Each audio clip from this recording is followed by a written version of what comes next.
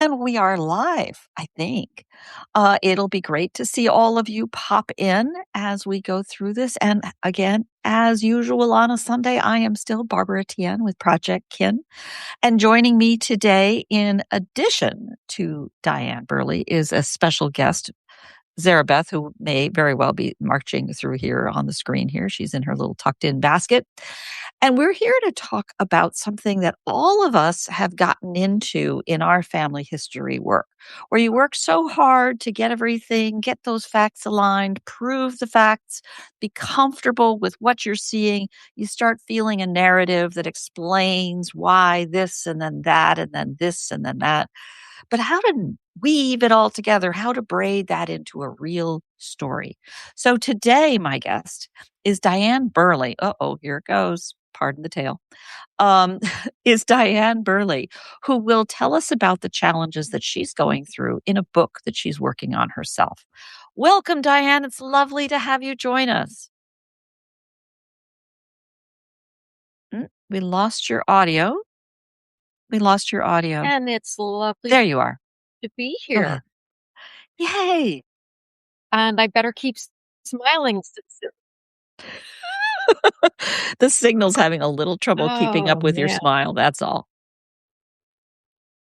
Am I back? Oh, You're boy. back. You're I'll back. tell You're back. you. It's okay. It's okay. I was looking for the cat, not for you.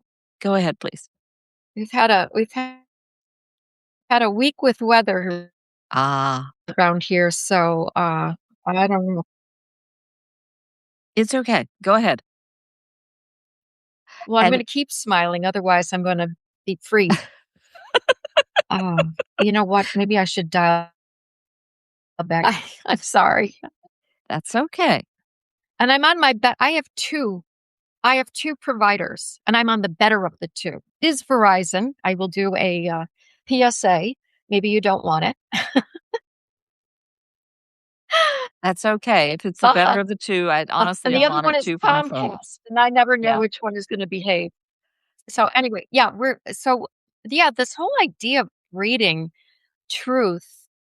I've got this project on Leonora, and we all have these relatives that, as we start to dig in, there isn't a whole lot about them out there. And that's not fair, because the people who've monopolized the history books are the people writing down the history, right? And they tended Yeah. to be wealthy. They tended to be connected. They tended to be male, and Proper so that need? just, yeah, and that just erases everybody else's history. And so I've been struggling as I recreate her. Some of my favorite nonfiction writers, Eric Larson is one, and he's meticulous about not using narrations unless he can footnote it. Uh-huh. So he read it in the man's diary, and by Uh-huh. picking up the man's diary, he's created a dialogue. I don't have that. Most of us No. don't have that luxury, Yeah. right? Who So knew if this we're was going to be important? Yeah, and if we're going to go anything beyond a tombstone, which we know is factual, well, except for I've got tombstones in the family where the numbers are wrong, so you figure that one out. Unless he was like 102 when he had a child, which I don't think so. We have to have a little bit of latitude to to figure out what we can say that's truthful, factual, and yet still engaging. Otherwise, you're giving people, a record, and that's not very exciting to read. So, fortunately, there's a theory out there. I didn't have to invent it. It's called critical fabulations, and it gives us permission to go beyond the archive that is findable. And I'll give an example. Like, can I say she was in a blue dress? Yeah, I can say she was in a blue dress because it's not material to the story I'm telling. I'm just adding a little bit of color, pardon the pun. Now, if it was a color that wasn't available because it wasn't findable in an indigo, so sometimes I do a little bit more research research to find out, is this blue even a possible color? And if it's not a historically verifiable fact, then I don't use it. Yeah. But if I she's mean, got hair that's, virtually feral and she's always got it pinned up, we know that there's a process in place to pin her hair. And if you want to have at it in saying, and look up the types of pins that were available in the 1880s and say, she had enough pins in her hair to be pulled up by a magnet if, one was right. sailing And if overhead. you did that, then therefore your hands are probably always fussing with it. Yeah, exactly. And there might be a loose something coming down after she, Right. is working in the field or whatever she was doing. So you can have some fun with stuff. So there's a spectrum Uh-oh. of Go ahead. from out of your arse. And I'm like somewhere in the middle here. I also like to exactly. So, like yesterday, I did a thing on au pairs, and I knew Yeah. that Leonora boarded round. Boarding round is something that it's happened to my aunt in the 1940s, but it's been happening for years before that. We pay people so little that their lodging is covered by living with families, and they're contractually bound as to where they go. I don't know if she had good families or bad families, but Mhm. I had no pair. And she had friends who were au pairs who lived in bad family houses. So if I recount that, then I can ask a question, what kind of house did Leonora live in?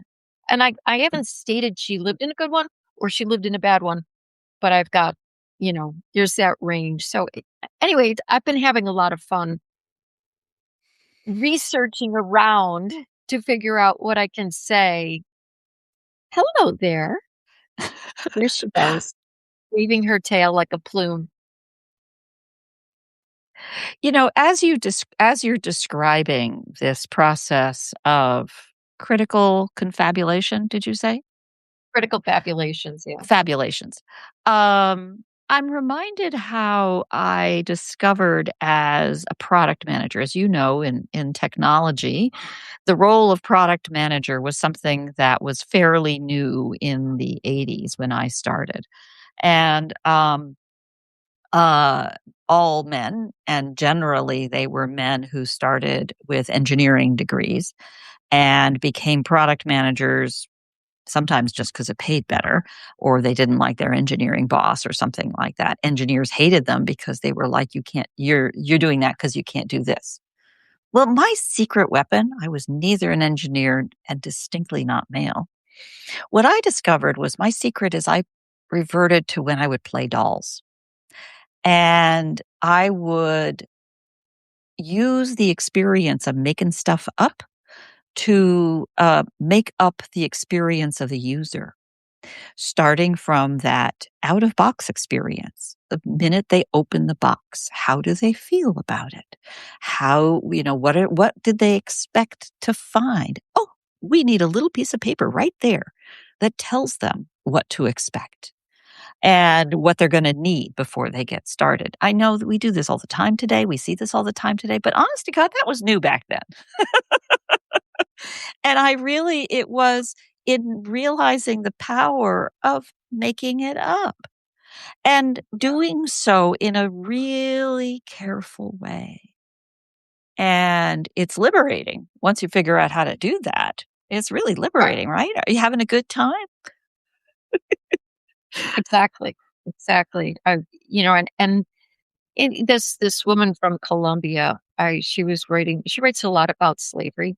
And a Mhm. lot of times the only thing that is in the records about a slave is the fact that they were bought or sold, Right. or maybe they had a disease.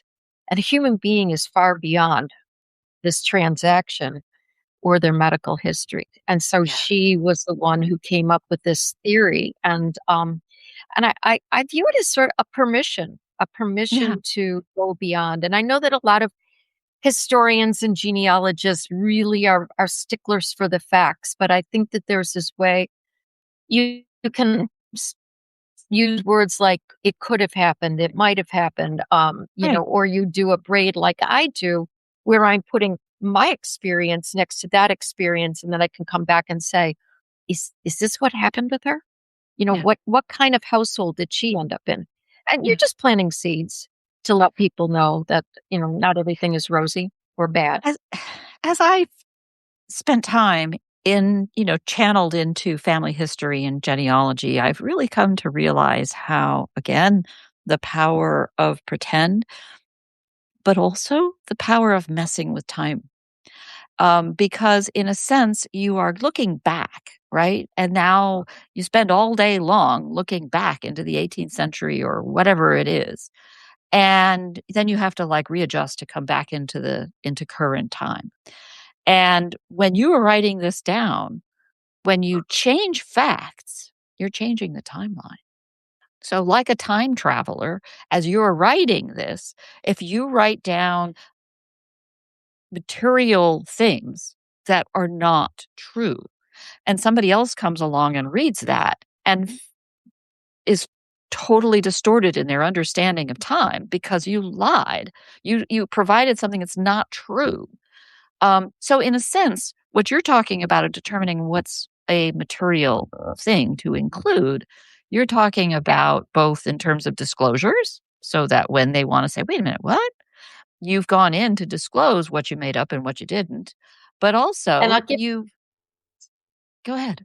go on, Well, but also, also, you're careful not to pick things up off the shelf, that are gonna be the gun that they're gonna need to use later on, and you didn't put it on the wall or on the table. That's a Chekhov's gun attempted it's funny. reference. So I'm going to give you an example. We Perhapsing, were thank you. we Marion went just to Ireland offered that in there as perhapsing. Yes. I like That's exactly we just went to Ireland. I had already written the beginning chapters of the book, and I had this little 3-year-old girl, looking out into the vastness of the water, and she's thinking, "We're gonna live on this for the next 3 weeks, 4 weeks," whatever length of time it was. Well, I got to the harbor, and I'm looking out at the harbor, and I realized there's an island, like, right there. So that whole idea would have been and anybody that's ever been to Ireland would have known that I was pulling that one right out of my arse, you know, Yeah, and that I'd yeah, never been to Ireland. And I mean, it was just that type of thing that I went, "Oh my gosh, if I hadn't been there to look at it, um, you know, they would have known, they wouldn't have believed that was the opening chapter. They wouldn't have believed right. anything else." Right. You gotta talk about what you know. You're writing about what you know, and Kathy Stone points out, it's the dictionary definition of writing, is as telling or reading a story. It doesn't include that every tidbit of it is completely documented fact, because that's just A, nobody documents absolutely everything in their life, and B, that's just boring. I was thinking about how, I was describing to somebody, "Oh, all of those billboards on 101 in San Francisco." If you've been to San Francisco, you know that the billboards going into the city are all tech. It's all about tech, and everybody that does that, you can't help but notice it. You come around a particular hill, you can't help but notice all of the towers. I'm sure that's true in New York City. When you approach New York City, that moment you see the skyline, it's true about Toronto, it's true about every city, I have to think. Where is that corner? I don't know. I'm not there. I know just this one. It's that kind of thing. And nobody writes about that because everybody knows it. No, it's true. It's true. So, I was really, I mean, it was a bit of a challenge for me because I didn't want this labeled as historical fiction. I want this to be creative nonfiction.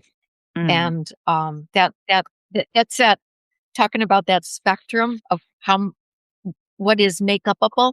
It narrows a little bit in nonfiction versus fiction. So let's see. Perhapsing is illustrated, she says. So Marion's got an example there as of oh, which would there be we go. awesome.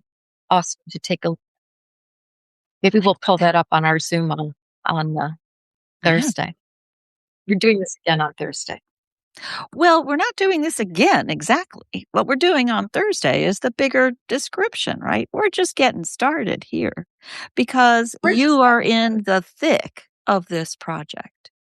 And I think we'll have some really good insights to give us Yeah, courage. I can't wait to get into the whole thing about her husband. I mean, it just was mind-boggling, and in fact, I'm so nervous.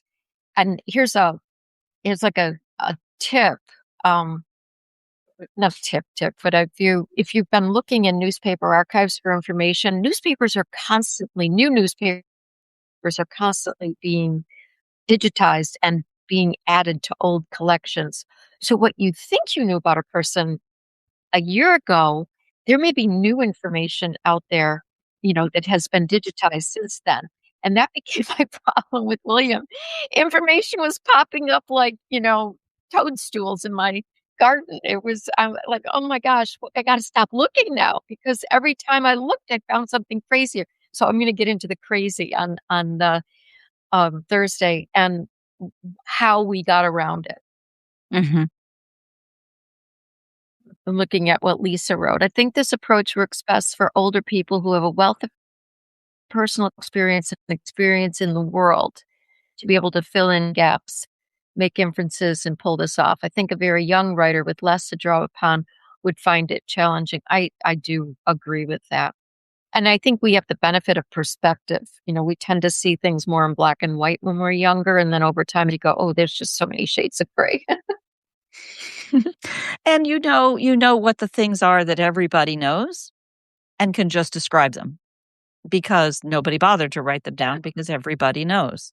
Wheels go round and round. Exactly. Well, yeah, but do you know how bumpy it is to ride in a covered wagon or ride in a how does one get from one part of New York to the other part of New York in the 19th century before you're doing it in a motorized vehicle or are there trains and what the experience is.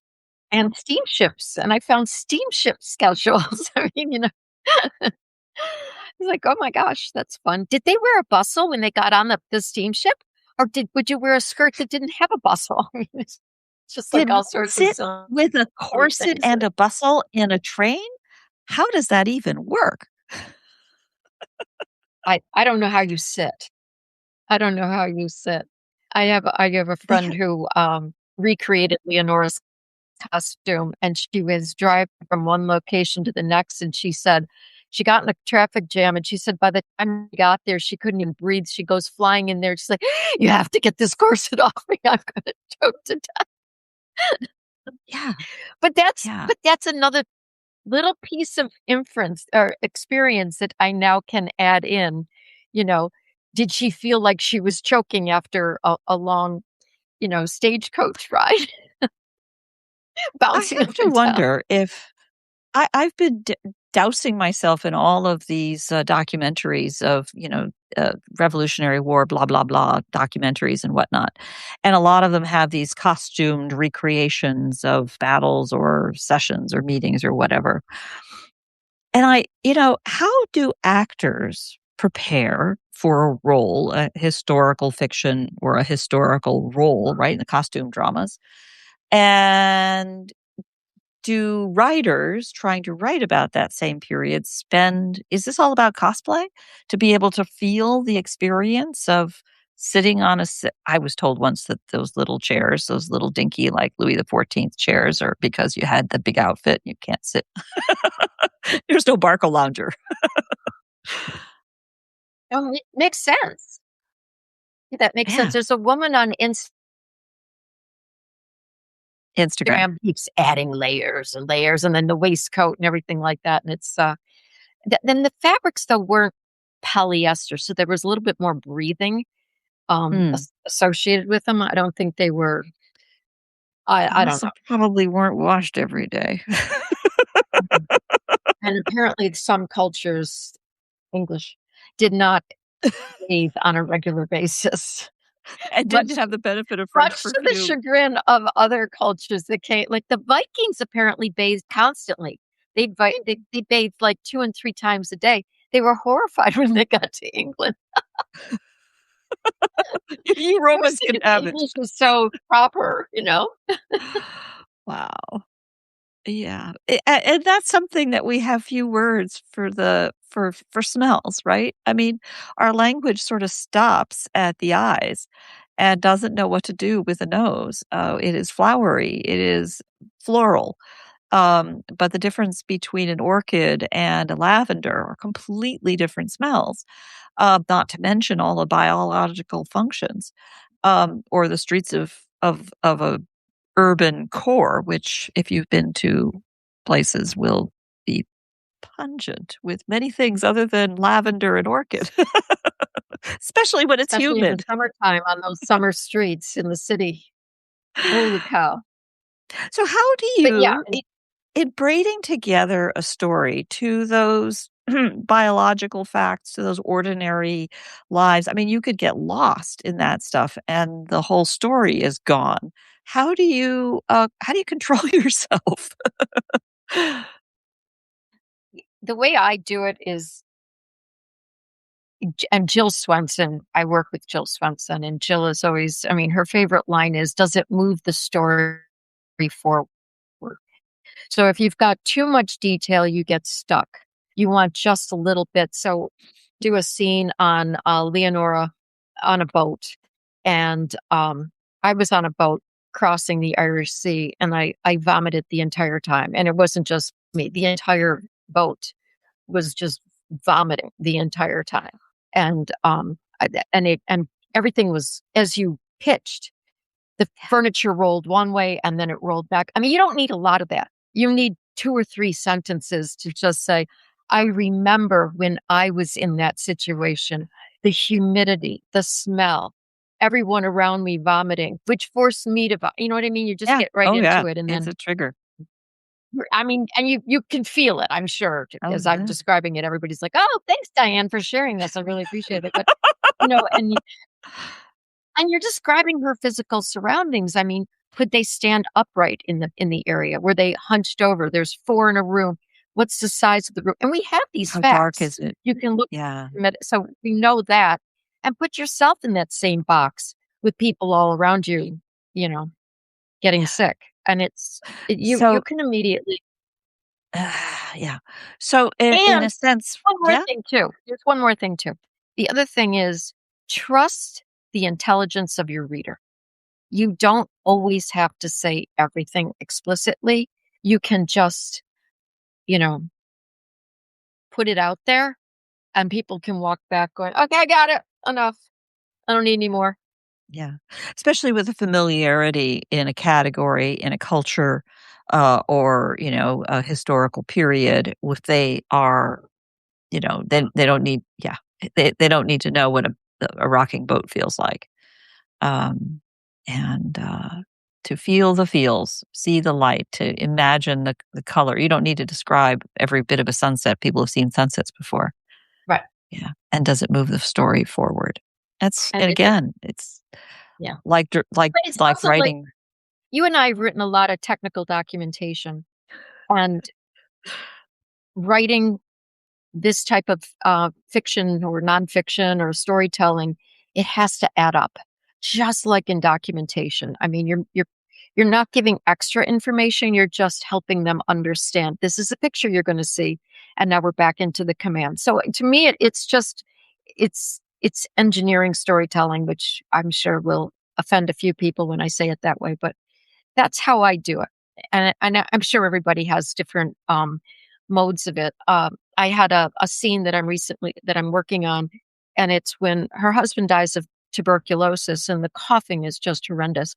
And my son was about 4 years old when my uncle died, and he'd had a terrible cough, 2 years of just coughing all the time. And he said to me, "Did God take his cough away?" And that line came back to me when I was writing it because she had a 4-year-old son, and the 4-year-old son's just lost his father. And that's the line I put in there.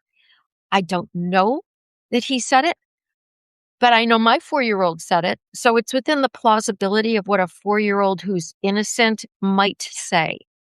That's a beautiful example of what Lisa was talking about, in the sense of older people having a wealth of personal experiences to draw on to pull in a story. It was a line that your 4-year-old brilliantly said at the time. And for you to just pull that out, borrow that little nugget of personal experience that the 4-year-old came up with and use it in this story. That's great. That's a terrific example and a great line, honestly. Did God take his cough away? Ouch. I think there's one other thing too. And the other thing is you love these ancestors. You're going to be tender with them. I mean, they're not all heroes and, there's some villains in there, whatever, but you only you can tell this story as carefully. If it's somebody else, they might be sloppy. You have a chance of really recreating them in a way where you add their humanity back in. Yeah. And I think that's what the real value of what we can do. And I think that's what's really inspiring me. As you said that, I wasn't sure where you were going with it, because it actually where I was thinking of it is, I'm afraid, still coming from tech. And one of the first things we learn in tech is, yes, you fall in love with your product. You fall in love with the thing that you're doing, the idea that you're doing, and you assume everybody is going to love it as much as you do. And you just start from there. And then you go on to explain whatever, but you start from the point of, you already love this thing. That's not always true. And sometimes it's not really very lovable. You may see its charm. Don't fall in love with your babies. And, finding that balance also, drama needs a bad guy. Finding the way to decide who is that bad guy when in fact the bad guy isn't always so clearly bad. And figuring out how to create that tension. I suppose that's all the genius of a good writer that I can only begin to look at like an engineer. I'm not an engineer, but I spent too much time with them. Although you engineer this every week, so I think you're an engineer. And I know that's meant as a compliment. Oh, very much so. Very much so. Because it has to add up. No, I laugh about that. I laugh There's about a that process. because it's funny. My grandfather was an engineer who started very young at General Electric, just as they were taking off in what we would call a startup today, right? I mean, General Electric in 1914. And my mom grew up always dumping on engineers. Maybe that's another whole psychological thing I still need to parse apart. But oh my God, he's just such an engineer. And then, Well, of yeah, course, there's those engineers. well, it's There the are logic, talented though. engineers. Forget, but Yeah, but it's the logic. the It's insisting on the logic and what is an engineer, but making sure that the pieces really do fit together, and not fitting together is not okay. no. And you might be able to get away with it in poetry, but you're building that logic, that flow. We have a wonderful comment here, quoting Hemingway from David Shaw. If a writer of prose knows enough about what he is writing about, he may omit things that he knows, and the reader, if the writer is writing truly enough, will have a feeling of those things as strongly as though the writer had stated them. Wow. That's a long sentence for Hemingway. It's so true, Ironically. ironically. It's so true. Wow. I So, think yeah, yeah, for so many of us as family I mean, I often describe the difference between a family historian and a genealogist, which is sort of an unnecessary definition, but to me, the genealogists are the keepers of fact, keepers of truth, keepers of fact, no matter how much in love you might be with. However much you might be in love with it, like a mathematician. And family historians have often, I think, a need to communicate a story across as a way of communicating love, as a way of communicating those emotions, the feelings that if the if the writer is writing truly enough. And that's what Well, you're what pushing for. And those don't and necessarily what always agree. Go ahead. and what is fact? And I'm Yeah. gonna ask that question now because we've got people like David on. If the tombstone says the years he lived were this to that, and the census says, well, no, he was 30 years younger than that. It couldn't have been 110. And he probably wasn't fathering children into his 80s and 90s. So is the fact what's on the tombstone, or is the fact what we can deduce with common sense and more logic? Right. So, the archival record says one thing and the record was wrong. And Um, as you say, the archival record may say many archival records may say many different things. And sometimes that's true because you got the wrong record. And sometimes they lied, and sometimes they didn't write it down right. Sometimes they made mistakes. So where is fact? We won't ever really know. You know, yeah. um, my Yeah. diary doesn't know about me. Whoa. Well, and that's true about memoir too, right, Miriam? Isn't I think Miriam's on here. She is That y- you in memoir, you're not giving every aspect of your life. You're choosing the pieces that make sense to the story you're telling. So, right. careful Storytelling. omissions. It's Yeah, it always about works. storytelling. Yeah. I posted yesterday, and I will give it another nudge. Absolutely breathtakingly wonderful conversation with Ken Burns, and it's I'm just such a fan of that highly practiced, highly tuned sense of a storyteller, working directly with facts and then making the visual choices for how to communicate that in in a modern world with all of the fights that we have to deal with. Um, uh, Great storytelling and understanding how to weave those in and the media that you're working with. I think of, There's go ahead. there's a really good book that I happen to have it right here. It's called The Science of Story, which I love. Uh-huh. Uh, Uh-huh. and it looks at things like using color, using scent, to really expand your narrative. The weave in the clothing, how the clothing was made, how how bright a factory might be, how much lint was in the air. Again, you're painting a picture, and I think you said it. I mean, you're painting a picture, and that picture, or you're creating a film. I mean, either whatever metaphor makes sense. I think that that helps thinking along these different avenues. If she's receiving a gift, what was it wrapped in? How were Right. gifts wrapped back then? It was a gossamer ribbon. Could she use the ribbon in her hair afterward? All things like that. So, music. Uh, Her husband was a band leader.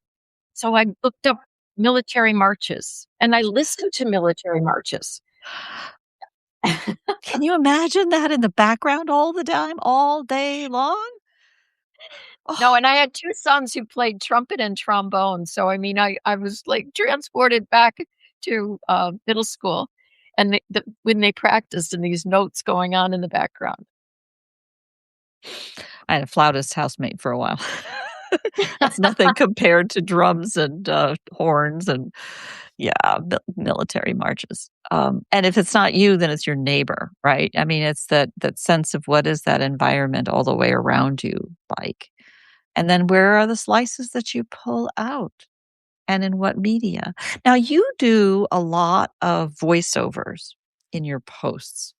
Have you thought about this book? I mean, you're writing it in prose for a print edition. So Have you funny you thought say about that. meeting? Huh? Yeah, and in fact, I'm listening to a book right now, which, it's the Unselected Journals of Emma M. Lyon, and it is narrated by a Harry Potter author, and I'm forgetting her name at the moment. I think she played Penny. Um, and she's phenomenal, phenomenal. So when I am creating narrations, I'm thinking her father is going to be rigid and authoritarian. I'm putting a voice in my head. So when I write, there's certain words he would use, like he would not conjugate things in these full flowery ways. He'd get to the point and he'd be more staccato with and then her husband was both a musician, the creative side, the flowery side, they'd pay attention. And then the other side was in the military. So he had moments under stress. I have him speak very, you know, didactically. And then when he's just with her and he's relaxed, he has a different cadence to his talk. Um, she, her mother was very educated. And her mother was very religious. So her mother speaks a lot in, you know, Big Catholic. words. Big Yeah. words. Yeah, exactly. But Leonora had wit and she had temper. I found an archive that talks about how she smashed a man over the head with a pail. I mean, so I've got that little piece of knowledge that when she's pushed up against a wall, she gets her Irish up. Inner corset. Inner corset. How do you do Right. that? Exactly. And so when her husband is dying and she has just given birth to a 2-month-old and she has 2 other toddlers running around, and she's on the 3rd floor of a flat running up and down the stairs to take him to the privy, get water, that you think she's not breaking down every so often? And I don't have to have her turn it into a banshee, but I can definitely, paint that level of frustration where you get the picture. Yeah. Oh, I love man. that question. Thank you. We got to make sure we mention that on Thursday. Well, I reflect back on playing dolls. I mean, I just do. I just see this little stage, and my daughter gave us this word. I be her. So, this doll doing this, and this one doing this, which, by the way, is not a girl or a boy thing.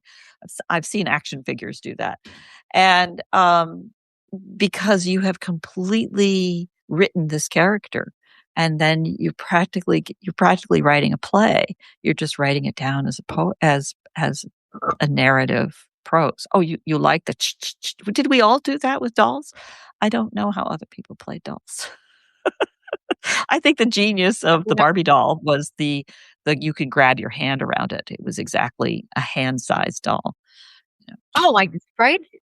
We made up entire, universes. Was it Stacy? I think she had a British accent, right? Yeah, exactly. Francie. Come on. And where are they from exactly? Of course, you had to have the experience to know those accents. And Mama Carol here, I'm thinking you were with me there playing dolls, painting the picture. And yeah, that's a great way. That's a great way to put it. Stepping through and painting the picture. And I think it's one of the reasons why, well, creativity and pretend and perhapsing is such a powerful, powerful tool for everybody. And giving yourself permission to do it. Yeah. Because I needed that. I think we get can all permission give you a big hug right here, right now, and give you permission. Just be sure to document what you've done. Document your sources and provide your disclosures. And I think another way of thinking about it is that like a good lawyer, you're telling the story and you've got the evidence to back you up. But you can't introduce, something else, but you take things out to the, you make a story with what you have. And your readers are the members of the jury. Exactly. Well, and I watch out for you genealogists too. I do have my backups and my sources. So when you come at me, I can say, no, I have it. Talk to the hand. She knows what she's talking about. Excellent. I hope. Well, listen, I can't wait until Thursday. We're going to have a blast. And I am thrilled to see so many of you here today. Thank you so much for joining us and actively joining in the conversation. on this Sunday morning here in California and afternoon for you in the East Coast. And I don't see you coming in from London, from the UK, but I appreciate your early evenings as we step out and try to take our way through these stories and braid them into tales that our loved ones will care about and appreciate, and see where we go and take it over time, right? I'd love to hear their stories on Thursday too when we get back together because it'll be Oh, fun. absolutely, absolutely. So come armed with your stories. It's a conversation, and we can go as long as we need to. It's going to be fun. All righty. Thank you so much, Diane, for doing this morning. And Barbara, thank you so much for engineering this perfectly as usual. well, I can only do so much with the gods of technology because that's the nature of networks. You have to pay your tithe in every single location all at the same time. You know. All right. Talk soon, and we'll see you on Thursday. Till then, bye. I know.